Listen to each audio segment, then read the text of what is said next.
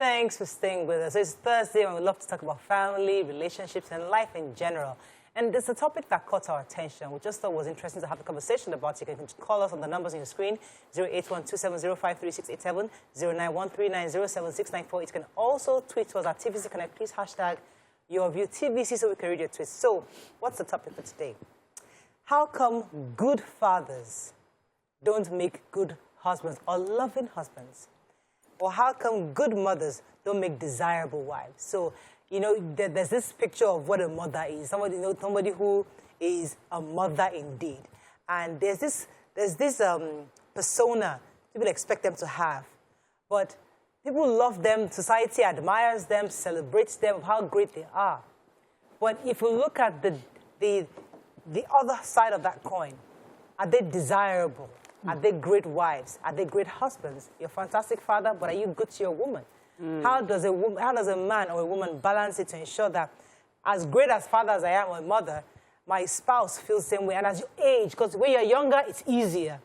But when you start hitting your 50s, I know a man who is in his 50s and his wife is about 2 years younger than him. And he just feels like, I need somebody younger. You know, wow. Because I think she's, you know, he respects her, but he's like, I just want somebody younger. And you think to yourself, what happened? What happened? So, in your view, how do we work around this? What are your thoughts on this? Where you want to start? Yeah, I really don't mind starting. So, for me, I think that human beings, we have different components that make us. You know, as a woman, I'll talk about myself. I'm a woman. I'm a wife. I'm a mother, and I can't expect that I would excel at all those threes at the same time, at the same level. I'll have my areas of strength. So the woman is high-flying in some points, and sometimes she'll be a tense wife to be around because she's trying to achieve some milestones as a woman, and maybe she's excelling as a mother, and she might be this amazing mother and struggling with being a wife because she's been so amazing as a mother. And I think we must give room for the different seasons a human being will go through in life. Long term is to ask yourself what you want part-time. So for some, and it's almost answering the second question, because for some men, they will look at it that, but she's raising my children and she's doing an amazing job, so we'll make this marriage work because of that. Let me interrogate that a bit, because when the man hits that, so at the moment you're a good father, and you're a good husband, you now get to a point where she's just not it anymore. My kids, can you decide to leave? Like, you know what, we've raised our kids together. Same with a woman. You know what, we've raised our kids together. We've reached a point now. You're no more a good husband to me. You're not loving. Can I say I have raised my kids with you? They're now responsible adults. Can we just now both go our separate ways so I can find somebody who's loving? You're divorced, yeah. But you didn't. I'm not sure she left when her child was probably still young. But the point is that can I find love when I achieve something? You know, let me find that person who's a good husband to me. Right? You think it's a good idea? Look, it depends. It depends on if there's love in the relationship while the kids were growing up. One of the most important parts of marriages for me is the other room. If you're not compatible there, eventually you are going to leave each other. Because really? It's one of the most... Is it a ground for separation? It might be. Some people might not be. Then they will be getting it outside now. Okay, so it is actually. I think that for some cases, if you're very bonded in that area of your life, even if you're facing challenges, it brings a nexus where you can always get back together. Yes, so I think it's a glue. You know, the moments reconnect you people. Of course, other issues can be brewing, but it sort of like glosses over the issues because you have that deep connection in that area of your marriage. But I think... So the way I see it, when it comes to the father position, you can be a deadbeat dad, but an amazing father, because they're two separate relationships. Deadbeat husband. Husband. Okay. Husband. A bad husband. Good father. Name. There are two separate Something relationships. is happening to you today. What happened? I'm shining. No. Shining. Continue. So you can be such a father, a husband. You're not so much a good husband, but you're a good and amazing father because it's a separate relationship. The way you connect with your child that you know is from your loins is separate. But for women, they can just be what I have seen from my own exposure is that a good wife and a good mother, because in any ways you look at it, you're just mothering your husband. You know, some women don't know that it's okay to have a good sex life, good everything life with their husbands. When they marry, the mission is to continue to be a mother. So they mother husband and continue mothering children. And when it comes to the award of mothers, they can collect 100% recognition for that because they are nurturers and that's all they know. But you know, now that we have, like Tokwe explained, high-flying mother, you know, you can then see that disconnect. But when it comes to being a father, some men, you know, dealing with adjusting, connecting with a spouse is a whole different business. But loving your child is unconditional. For them, the child can never ever see their fault. Nothing can ever be wrong with them. When you ask the spouse, they'll say, yeah, we had our moments. And when they open up, there are even deeper issues. Well, you see, so the message that came in, one of the reasons why we're taking this up, because the woman that sent this message was saying that she's feeling like she's not fulfilled. Her children are happy, are grown, but she's in her mid-50s, and she's not happy. She's just enduring this friendship, this relationship. So, and it's like, he's such a fantastic provider. If they have a beautiful house, everything, the man is doing what he's supposed to do, but her joy is missing. So that kind of person, does she enjoy? Because the average African woman will say, at least, let me just stay there. So, or should she find that joy, or should she stay there? I met this girl over Christmas. Nice, pretty, probably in her late 40s or early 50s. And she had left her husband. What happened? She says, and they'd been together for many, many years. She says, COVID happened. I said, how? She said, because when they were now forced to stay at home together, they did not have anything in common. Oh, wow. They were just... Real life story. Real life story. I said, I met her over Christmas. We were talking. On Christmas Day, she was telling me, over COVID happened, that when they had to stay together in the house, they didn't have anything in common. So that's when they decided, because before COVID, everybody was working, you know, so they were not really, but now they were forced to, two of them, nothing in common. So she left. Okay, and she has their children involved, you know? Okay, their children. You know, I'm just wondering now, so when you find out you're locked up with a person, is it just what doesn't connect that? It's just what you're able just going there. I'm saying so you don't have a conversation. Yeah, but is that enough to sacrifice your children? But, so you see, that's the real. You just hit the nail on the head. We are going to have more of this kind of things where a woman will hit 50 plus and 60 and she's gone for Mugo, which is where the situation happens. This is already happening. They just don't divorce. Look at the average mother with a successful child. She doesn't stay with her husband anymore. She goes for Mugo and stays there. They are not trust. So the husband will be living alone. The woman is taking care of the children in Canada. I'm to Canada after 3 months. I'm gone to America. I'm like, who is taking care of daddy at home? Because she is now living her life. So for people in their 50s, 60s, they don't divorce, but they separate, technically. But in the new generation of people that are in 40s that will be entering 60s, the likelihood of separating is high. Because they will look at themselves and feel that I want to find the new me. So when I was in Abuja, I had a few meetings and I met a lot of successful men living in Abuja, and I'm like, how do you do this thing? Your wife and family in Lagos, you are in Abuja. There's a disconnect already. So the woman will stay in that marriage pending when she raises her children. The recent one in Nigeria now, my children, I've moved them to London, the UK. Yes. They are in America and you are working in Nigeria. You are not married. So at the end of the day, you are not together. If you don't deal with that reality, you are fooling yourself. And over a while, after the children have maybe gone to the university or they moved out, you don't have a family anymore because you actually never had a family. You see yourselves 3 months, maximum of 3 months in a year. For some, that's not the marriage. When the children finally leave. For some who know their realities and working towards it. But the issue of, not having a conversation with the person, it happens momentarily. We work here, and sometimes we just don't. Sometimes you're talking something and just tuned off. I'm not interested in whatever you're saying. But give it a few weeks, I deal with whatever the issues were for me, and we continue being friends. Why can't they apply in marriages? Right. So this is how I see it. It's effort that you put in. So if at the time you are locked up together, work, and I know they converse again or something, or there are constant differences, you don't work at it again and say, okay, this is my marriage. What is missing? Except the relationship never really had value.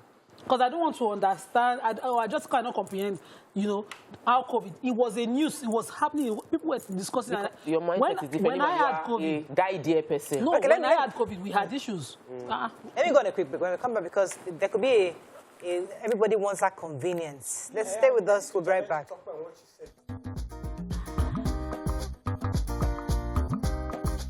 Stay tuned. Your View will be right back. Thanks for staying with us. We're still discussing this topic, and until we have Peace from Just. Good morning, Peace. Are you there? Hello, Peace. Yeah. You're live. Go ahead, please. Okay. I think the problem of marriage is mostly we leave the primary to go to secondary. The primary marriage is, I think, is being a husband or a wife first before a father. But the moment you leave the primary being a husband or a wife to jump to a father, there will be a very big issue.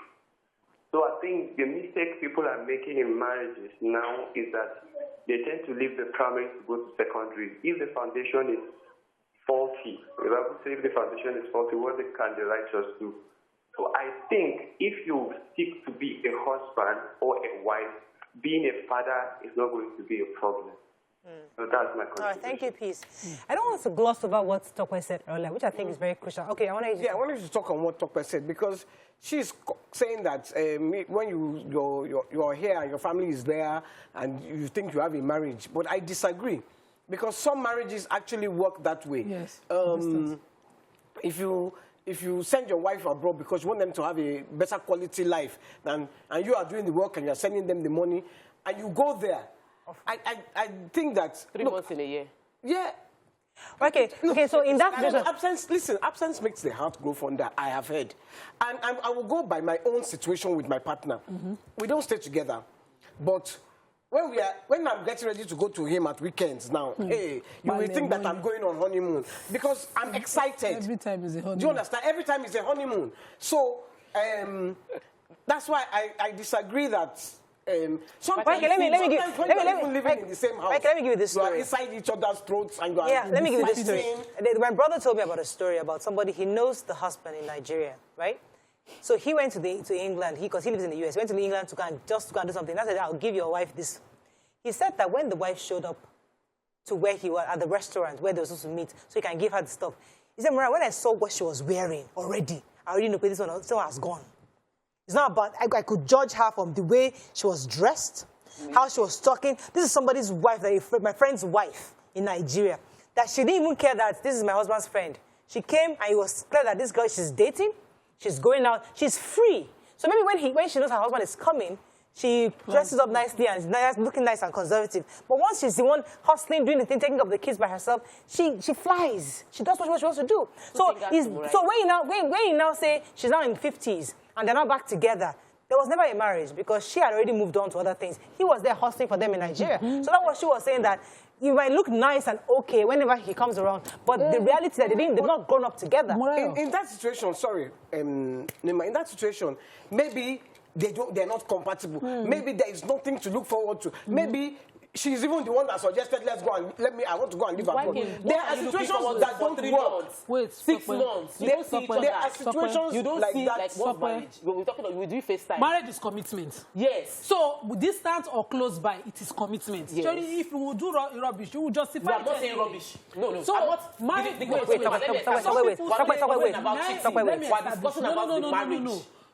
We're talking about the marriage, and it's the commitment.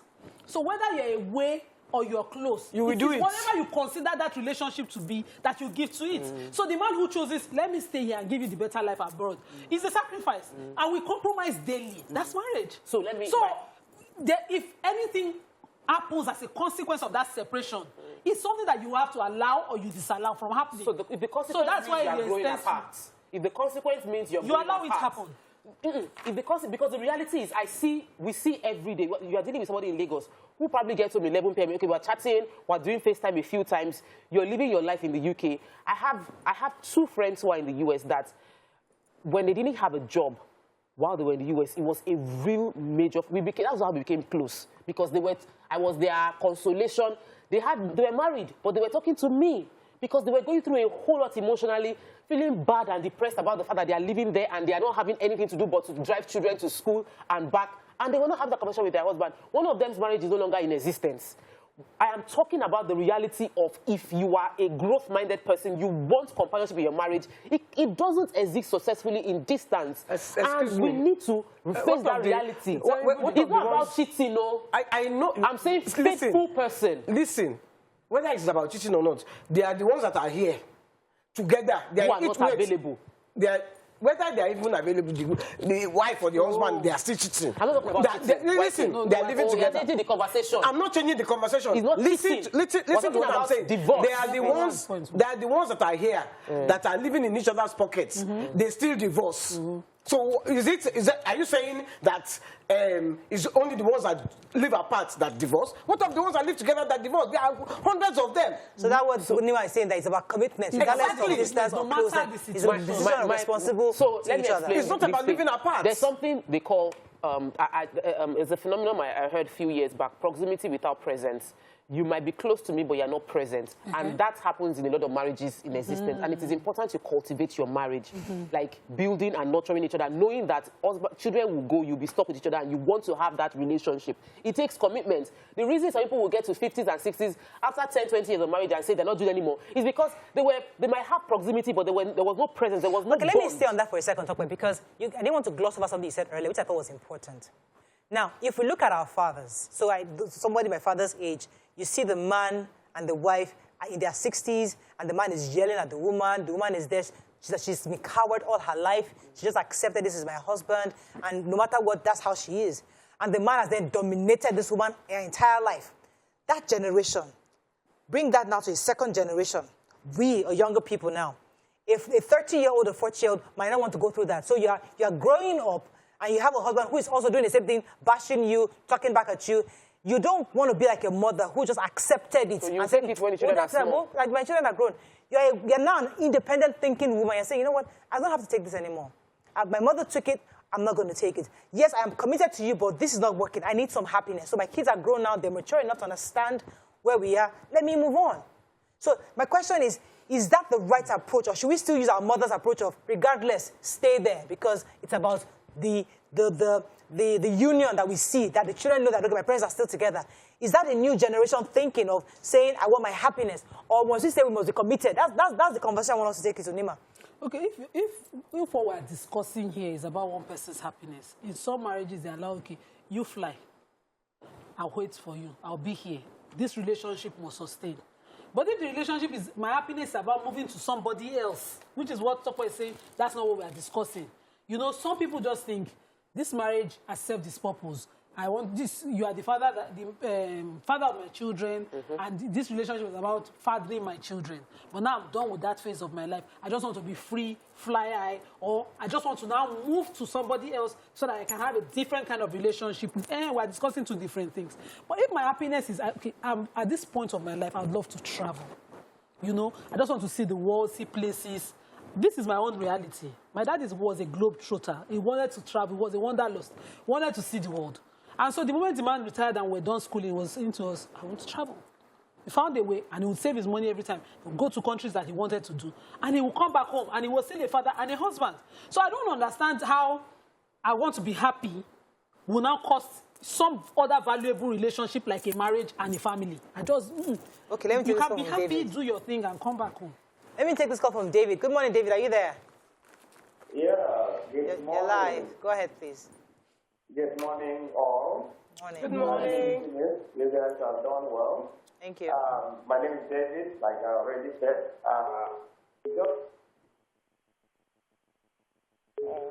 My opinion on the topic is that, first of all, we have to understand that there can never be a marriage without individuals. So, as a person, the two people as individuals coming together and have a covenant that leads to marriage. Oh, we're having. I think he has a call coming in. Yeah. Okay, so I was saying that, you know, your happiness and whatever it is can be supported within that relationship. You be yourself, you'll be happy. You see some couple, there's this popular couple, I wonder how they survive it. Because I see the husband do his thing in Lagos, and the wife is a corporate head in Abuja, you know. And constantly they're still in that relationship. Once in a while, they then come back together, and the marriage sustains. And some people, under small excuse like this, we are in Abuja, you are in Lagos, I do my thing, they start to explain some other things that I can't comprehend. So the woman's happiness is her corporate growth. And the husband says, it's okay, but he's here, and the marriage is still continuing. So they find a way to meet. And so 20 years down the line, she's retired. She has achieved the corporate goal. She's now a very successful retired woman. Maybe she's director in a few, board of director in a few companies. And they now have to live together. It's that having to live together and realizing what YK said the lady experienced is a reality for some people. There is just no connection. You like your soup with salt. I like with pepper. I don't want salt. I don't want pepper. They don't agree. And you think it is salt and pepper. It's not a big deal. But it has caused divorce. Because one person is not willing to compromise. Marriage doesn't work based on one person sacrificing. Marriage is successful when both parties understand that compromise is necessary for the union to thrive. So when you are now stuck with each other all through 2020, and you keep wondering yourself, am I going to continue like this to the end of my marriage? Will I continue like this at the end of my life? Is this going to be my reality forever? Those are the questions that sometimes lead to divorce. I'm not talking about cheating. Cheating happens even when they are living together, loving, kissing themselves, and then somebody else can go outside and cheat in search of something that they are trying to fulfill within themselves. I'm saying that's concept of growing apart. That concept of you find someone, a friend outside your marriage, that is your very good friend you confide in. That links us to our next topic. Let's go on a quick break. When we come back, continue with our conversation. Stay with us. We'll be right back.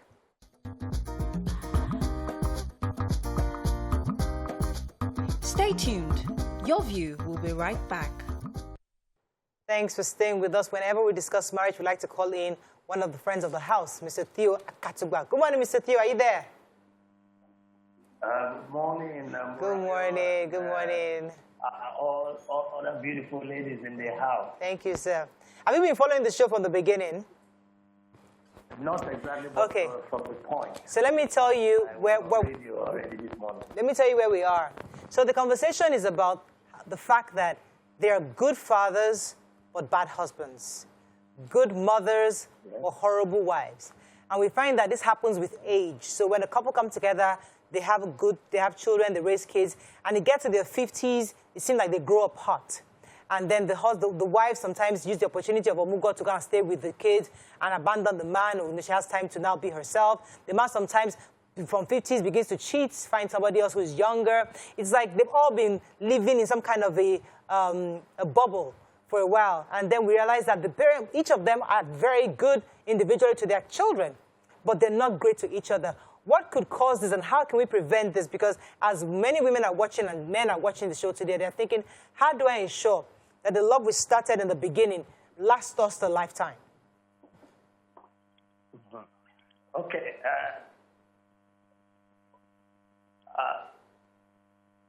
Okay, can I come in now? Yes. Yes, please. I know it's... A lot of people, they didn't have a relationship before children came in. Some, as a result of accidental pregnancy, they said, okay, let us go on and get married. So they did not have enough time to develop their relationship. Others, they actually started well, but the children came in very early. And the woman, naturally, the time and the attention she gives to the upbringing of an infant affected the time and the focus on dedication required for a husband. Sometimes most husbands don't recover from that shock. It disappoints them so badly. They are not mature enough to understand the bond between an infant and the mother, or a child and the mother. So the husband interprets that to mean that this woman doesn't love me. She loves her children, her child more than me. When I come calling, she won't give me attention, but the child has not even made any sign and she's go wrong. That disappoints a lot of men. So women tell the men, sometimes that they show to the men that they are in this relationship because of children when there are difficulties. Now, when you make that statement to a man, he goes to settle somewhere and he waits until the day those children are out of the way. Both parties will start looking for friendship that they did not develop. Most times, well, the children are the bond between the two of them, pretending to love one another. Instead of developing and bonding, they were bonding through the children. They were rallying around the children. As soon as the children start leaving, we call it the empty nest return. You find that two of them suddenly discover that they were not having conversations, that those that were promoting the conversation were actually the children, and they were only participating in the lives of children. So, one, selfishness. If people are selfish, they will not invest in one another while a relationship lasts. They'll be investing in themselves and giving the excuses that I'm investing in myself for your sake. Narcissism, those who love themselves too much. Okay. They hardly think and realize that a day will come where two of them will be in need of one another. Okay. Go ahead. So I wanted to ask. Take some water, don't worry. Take some water. Belen. So, do you want to go? So Tokwe had talked about a relationship where they lived apart mostly in their earlier years. And then the moment they... so low over here. So Tokwe was... on my phone. So, Mr. Theo, can you hear us? Yes, I can hear that. Okay, let me let him ask a question. So Tokwe talked about... Let me help you. So Tokwe was talking about earlier, right, that families sometimes stay apart. So a husband can come to Nigeria and set up business, hoping to send money home to his family, either in the UK, Canada, wherever. And she says that that's not healthy because sometimes they only see each other 3 months in a year. And when they even are committed to each other, yes, while the kids are growing up, but usually when they hit a certain middle age or maybe 50s and they want to come together, it's like the strangers coming together to live. So yes, they've grown apart, and sometimes you don't even know how faithful they are individually. So is it advisable to have this separation? But Neil was saying, on the contrary, that regardless of where you are in the world, marriage is about commitment. So if you're together or not together, the fact that you're committed to this person, you must sacrifice everything to stay in that marriage. So what do you think is the right approach? Well, I have heard what you said, but you see, what is the word marriage? The word marriage is companionship. What manner of companionship do you really enjoy when you stay so apart? At the end of the day, you have not been companions for long, and you can't develop companionship when your passions are down. You know, passion goes decline in age. When you had passion, you were not together. When you no longer have passion, that's when you are beginning to find it. You will become very plastic. What you will be doing is you are just going to be pretending. You will only become colleagues or who live together who have common interests. But at the end, your passion would have died and dried out. Because passion must grow so that in old events are going down, if the reservoir is what you draw from. But when you don't, people have it from the very beginning because you stayed apart. And what are you looking for? You're looking for what is called the ephemeral thing. Things that are not internal. You're looking for money to feed the same family that will leave you, and both of you will need to be together. That's why the choices we are making are very critical. Being apart in marriage is dangerous. For the man might stray into the hands of another if women can be more disciplined than men, even when women do fail. Thank you very much, Mr. Theo. Let me come to the ladies now. Let me ask you your thoughts, because can you really grow apart, even if you're in each other's pockets? Like, if you are really, you live together, is it possible? When you finally come together, and then your differences start to show, because Tokwe was talking about your differences. You know, while you were apart, you had matured, your tastes had changed, your lifestyle choices had changed, a lot of things have changed. When you come together, is it that it makes it impossible for you to be committed to that marriage? So, what is there? He doesn't like salt. I like salt. Then when you are eating, you ensure that he doesn't like salt. I love him, and I know he doesn't like salt, so there will be no salt in his own. But I can add extra salt while I'm eating mine. That's compromise. That's marriage.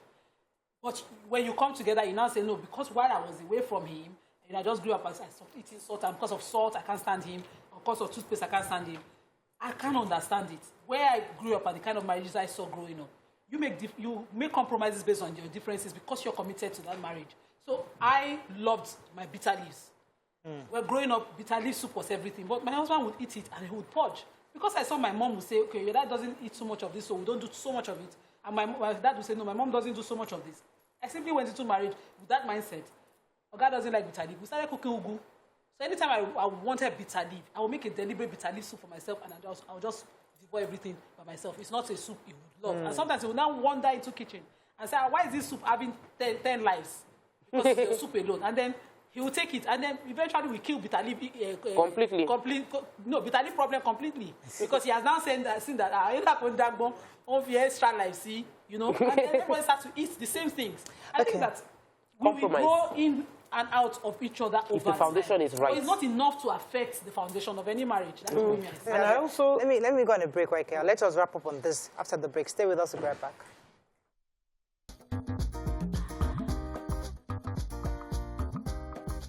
Stay tuned. Your View will be right back. Thanks for staying with us. We're going to wrap it up on this conversation. Nima, you wanted to say something before you wrap me. up? I wanted to say something. I wanted to say, do you think that caught Nima is going to catch me now? And her head would have caught me. I was going to say, a lot of times, I think what happens in marriages is that the couple don't wait to get to know each other. They get married today, 9 months later, they're having a child. Sometimes they're not even up to 9 months. They start having children, they start building a family. So now their attention now goes to the kids and not their relationship. I'll give you an example. My daughter, when she got pregnant, she got married. She got married in 2015. She didn't have her first child till 2018. They actually made that decision to wait and get to know each other first, properly, before they started to have kids. So they know their own idiosyncrasies. And the kids will only will probably just enhance, or when the kids go to bed now, they just have that me time. So I think maybe a lot of couples should first wait and... Your mother-in-law will be calling you, how far now? 9 months. What's going on? That's the problem in this part of the world. Then even after you've had the first child now, and the first child is 9 months, they say, to talk about bro. Yeah. You know? So as we wrap up on this, let me let Mr. Theo wrap up. Then final words on this one, let me let Mr. Theo Akatugba wrap up for us. Mr. Akatugba, as we wrap up on this conversation, the real learnings from this experience, because our concern is for the generation who are just raising kids right now. Because we've seen our mothers sacrifice in their 60s, in their 50s, just because of us. We've seen mothers who disappear into Omugo and stay there to enjoy their life, traveling from country to country, hanging out. And many people who are in their middle age now don't want to go through that. They want to actually have a good relationship. So the conversation, what I would like you to tell us today is, what can we do so we don't get into that? Is it okay for us to move on, or just stay on? Or what do we do to fix it before we get to that time? Yes, the first thing is, your marriage is for first companionship between you and your husband. And so if that is your focus, every other thing that comes, you will treat it as foreign and outside of that relationship. You ensure that your relationship is paramount, and you will dig into knowing yourself, to appreciating yourself. For example, there are things, when you are married, there are things your husband or the husband does that the wife doesn't like. There are things the wife does that the husband doesn't like. That's the beginning of the bonding. As you complain about it, and we make effort to improve, love grows. I don't like this about you. And then there's an effort to change. The other person is going to appreciate you. It is in doing this and that, a relationship develops, and you become better, and you become lovable and loving. So at the end of the day, staying apart is not recommended. I know that circumstances can throw this unfortunate situation upon couples. But if it comes to you, you have to make haste to correct it, so that you don't drive yourself apart too long and never recover. So that then, when you're moving on, there's something like, you can't move on beyond yourself. Because at the end of the day, marriage is about companionship in old age, when there are not a lot of people around. Two of you need yourself, and you need someone you really are fond of and you can have a conversation with. Thank you very So much, this Mr. is- Katuba. The call is the sacrifice of our people in the past was good. It's not bad. Let us not deride them. There are still sacrifices required of today's generation for their good tomorrow. All right. Thank you very much, Mr. Katuba, for that input. Let's go on a very short break. When we come back, we continue with another topic, very interesting topic. Stay with us. We'll be right back.